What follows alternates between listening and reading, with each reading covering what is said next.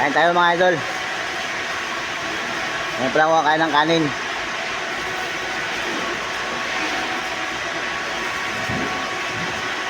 Bumili ako ng bangot, bakso.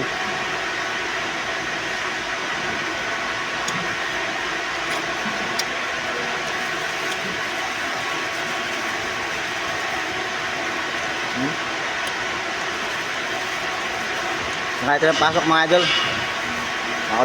Maulan-ulan kasi. Kaya tanghali na pasok. Tanghali na umalis ng bahay. Tapos ngayon karating ko lang din galing sa bahay.